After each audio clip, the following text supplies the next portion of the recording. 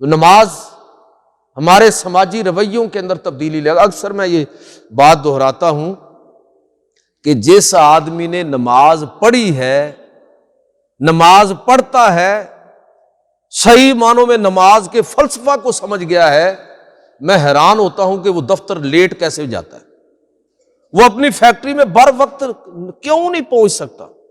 وہ اپنی ذمہ داری پر اس کو وقت مینج کرنا اب بھی نہیں آیا۔ دن میں 5 دفعہ تربیت لی ہے ہم نے، آپ نماز کے لیے جو وقت طے ہے اس سے آپ لیٹ ہو جائیں تو نماز ظاہر ہے آپ کی نکل جائے گی، جمعے کی نماز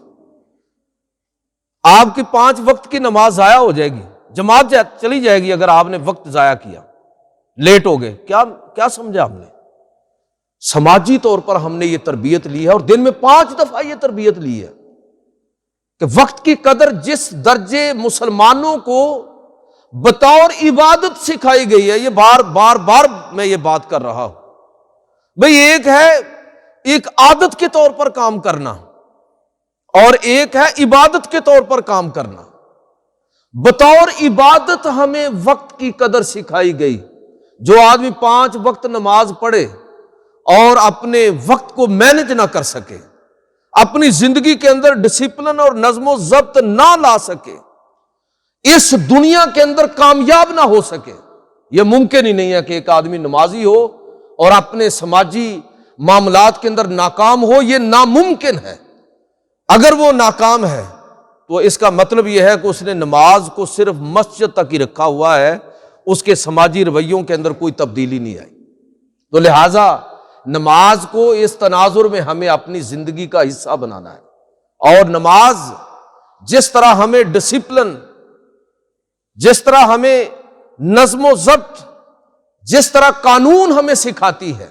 جس طرح صاف بندی سکھاتی ہے، اس کو اپنی عملی زندگی کے اندر ہمیں لے کر آنا ہے۔ آپ تصور کیجئے کہ جس امت کو، جس قوم کو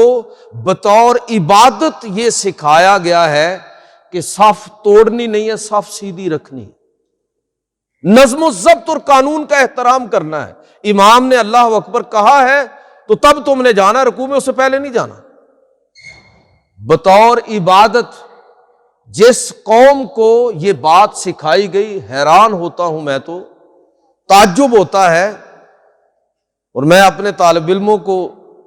باقی باتوں کے علاوہ یہ باتیں بھی ان کی تربیت کرتا ہوں کہ آپ نماز سے بیٹا یہ باتیں سیکھیں کہ ایک نماز پڑھنے والا آدمی، سوال ہی نہیں پیدا ہوتا کہ اشارہ سرخ اور اس کو توڑ کر آگے نکل جائے، یہ کیسے ممکن ہے؟ اس نے تو ابھی نماز کے اندر یہ بات سیکھی ہے کہ امام کا اشارہ اللہ اکبر، یہ اس اشارے سے پہلے وہ رکوع اور سجدہ کرنے کا تصور ہی نہیں کر سکتا۔ وہ کیسے ممکن ہے کہ وہ یو ٹرن کی خلاف ورزی کرے؟ کیسے ممکن ہے کہ وہ سرخ اشارہ توڑ دے؟ کیسے ممکن ہے کہ وہ لائن توڑ کر آگے نکل جائے، ڈسپلن کی دھجیاں بکھیر دے؟ ایک ایسا شخص جس نے نماز پڑھی ہے، جس نے نماز کے روحانی اور سماجی پہلوؤں کو سمجھا ہے۔ تو میں کہتا ہوں کہ بطور عبادت کسی مذہب نے اگر یہ چیزیں سکھائی ہیں، دیکھیں ایک قانون ہوتا ہے جو ڈنڈے کے زور پر نافذ کیا جاتا ہے، وہ بھی بعض لوگوں کے لیے ضروری ہے، لیکن اگر وہی تمام اعمال اور افعال ہمارے سماجی رویوں میں تبدیلی کے حوالے سے بطور عبادت ہمیں سکھائے گئے